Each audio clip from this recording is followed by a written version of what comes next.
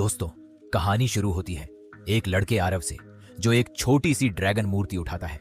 लेकिन तभी वो मूर्ति जिंदा हो जाती है और उसकी उंगली में लिपट जाती है, जैसे वो सदियों से उसी का इंतजार कर रही हो। तभी वहां मौजूद एक रहस्यमयी जादूगर विक्रांत कहता है, मैं तुम्हें दुनिया का सबसे शक्तिशाली जादू सिखाने वाला हूं। अचानक ऊपर से एक अजीब निशान वाला मर्तबान नीचे गिरता है और हिलने लगता है। अगले ही पल उस मर्तबान से सैकड़ों कॉकरोच बाहर निकलते हैं और देखते ही देखते एक भयानक इंसान का रूप ले लेते हैं। वो होता है एक खतरनाक दुष्ट जादूगर कालवर्ण। कालवर्ण सीधे आरव पर हमला करने दौड़ता है, लेकिन तभी विक्रांत बीच में आकर उसे बचा लेता है।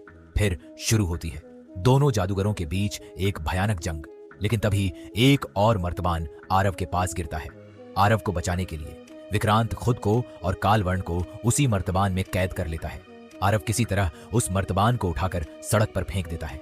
10 साल बाद वही मर्तबान एक बूढ़े आदमी के पास होता है, लेकिन अचानक उसमें से कालवर्ण बाहर निकल आता है। बाहर आते ही वो घमंड से कहता है, क्या कोई मुझसे पहले बाहर निकल पाया?